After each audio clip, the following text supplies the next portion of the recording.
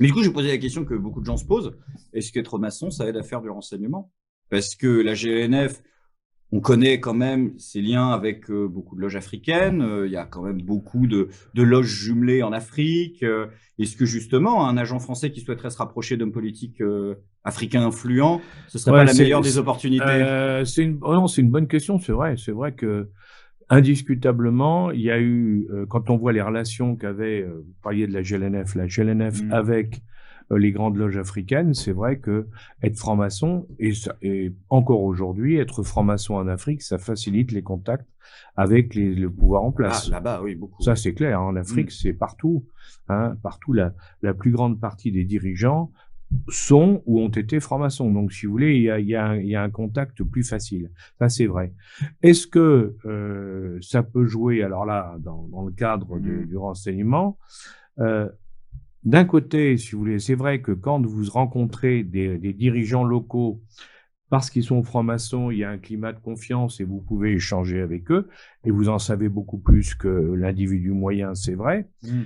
Mais d'un autre côté, il faut faire attention, parce que si en face, même si ce sont des frères, comme on dit, Oui, hein, oui. même si ce sont des frères, s'ils se rendent compte que vous êtes en train de les espionner, là, c'est pas fraternel du tout. Donc, ça se passe Oui, mal. et qu'est-ce qui se passe? Il y a le frère couvreur qui arrive, il Ah sermonne, bah ouais, c'est non, non, pas... ben, c'est-à-dire qu'après, ben, on vous dit, on veut plus le voir. Oui, voilà. Bah, après, vous faites, Oui. donc c'est le problème, ça s'arrête, je dirais, comme ça.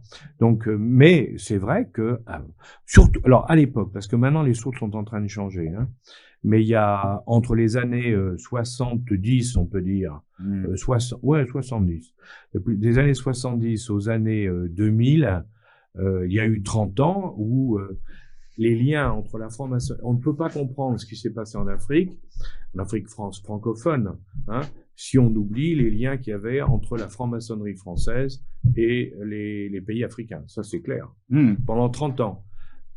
Maintenant, c'est pratiquement fini pour une raison très simple, c'est que progressivement, la fameuse GLNF qui était l'obédience la mieux implantée en Afrique, là-dessus, il n'y a pas de problème. Et dans le 92, mais c'est autre Ouais, chose. hein, Et dans le 92, j'allais oui, dire, mais oui. c'est autre Mais chose. elle s'est fait remplacer là par les Américains, par les francs-maçons américains, africains, c'est-à-dire noirs, qui s'appelle, et oui, Ah, il y a une obédience américaine noire, exclusivement noire, il n'y a que des noirs, qui s'appelle Prince Hall, et Prince Hall est en train de, peu à peu, de s'implanter partout, dans toute l'Afrique, en disant, écoutez, on est comme vous, donc faut que vous veniez avec nous et pas avec les Français. ils sont Donc, nouveaux, c'est une nouvelle obédience? ah non, Prince Hall, ça fait longtemps qu'ils existent aux États-Unis, mais on les connaissait pas beaucoup en Hmm. dehors des États-Unis.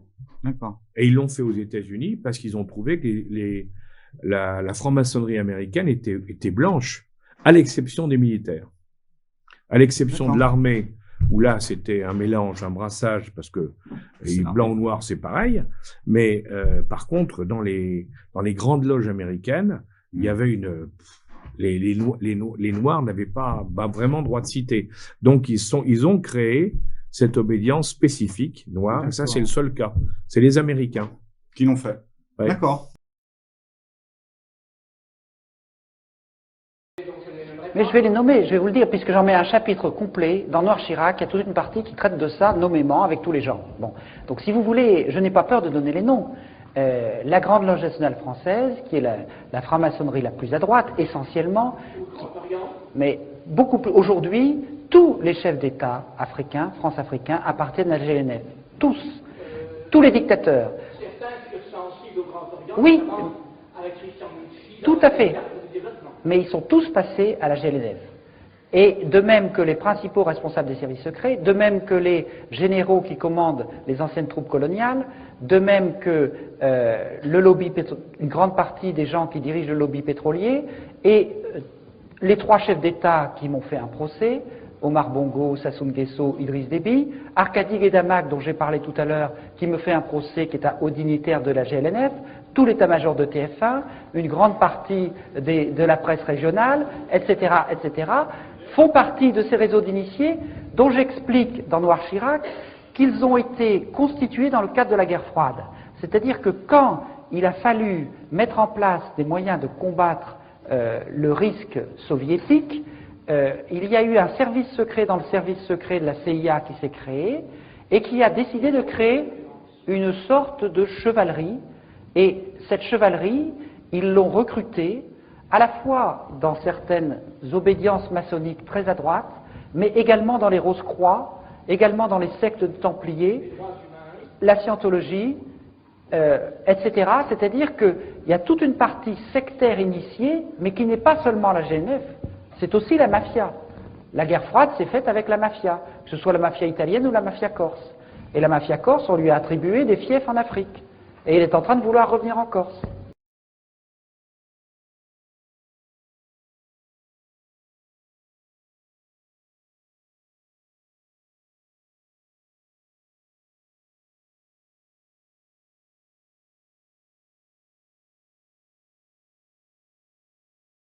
Au XIXe siècle, il y a eu la politique a commencé à se mêler beaucoup, surtout vers la fin du XIXe siècle. La politique s'est beaucoup mêlée de la maçonnerie. En France, on avait le Grand Orient et la montée du Grand Orient, mais on l'a vu aussi chez les Anglais, où ils ont développé leur Grande Loge d'Angleterre, qui a été la référence mondiale. Mais référence mondiale, ça voulait dire instrument de colonisation. La Grande Loge d'Angleterre a été le moyen pour eux de contrôler tous les territoires du Commonwealth, puisque les élites des pays du Commonwealth venaient en loge, parce qu'ils savaient qu'ils allaient retrouver des élites et qu'il y avait un échange ouvert, mais ça permettait aussi aux Anglais de contrôler en voyant qui était, ce qu'il fallait penser, comment ils étaient. On a fait la même chose avec l'Afrique. Mais bien sûr, on l'a fait après coup, nous ça a été après, mais on a fait la même chose en Afrique. En Afrique, la franc-maçonnerie implantée par les Français a joué exactement le même rôle que les Anglais dans la zone du Commonwealth et les zones anglophones. Mais si l'on croit, comme c'est mon cas, dans la République, à un moment, il faut passer par la franc-maçonnerie.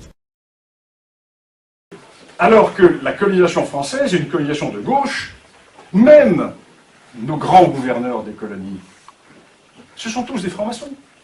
Ce sont tous des gens acquis à l'idée des Lumières. Rares sont les grands coloniaux qui n'appartiennent pas à cette tendance. Il y a Lyautey. Bon, l'exemple, c'est l'arbre qui cache la forêt. Lyautey, monarchiste, catholique, réactionnaire, bien entendu. Lyautey, c'est tout à fait d'autre chose. Pourtant, tous les autres grands gouverneurs, ce sont des hommes de gauche. Des hommes acquis à la philosophie des Lumières. Ce sont des gens qui sont tous plus ou moins membres des loges. Nous allons démettre les chefs traditionnels et nous allons nommer à leur place des chefs qui sont à notre botte. Le plus souvent d'anciens combattants, alors braves anciens combattants, mais qui ne sont pas acceptés en profondeur par les populations. Donc, nous conservons le moule extérieur de la chefferie, mais nous l'habillons avec nos critères jacobins. C'est-à-dire que nous allons nommer les chefs. C'est fondamental. La différence est fondamentale. D'ailleurs, dans les colonies anglaises, quand les Britanniques vont commencer à préparer l'indépendance, ils vont faire sauter les rois administratifs les uns après les autres, les rois britanniques, qui sont immédiatement remplacés par les rouages administratifs traditionnels africains.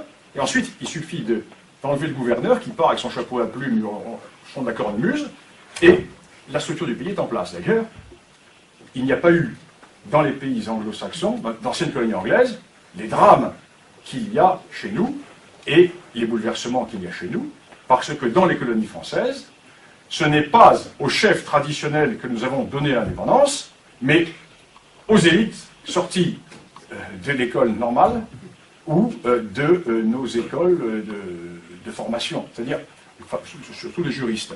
Donc nous avons formé de nouvelles élites qui ne sont pas issues de la chefferie traditionnelle, avec une seule exception, Houphouët-Boigny. D'ailleurs, ça a tenu pendant 30 ans. Puis après, bon, tout est parti.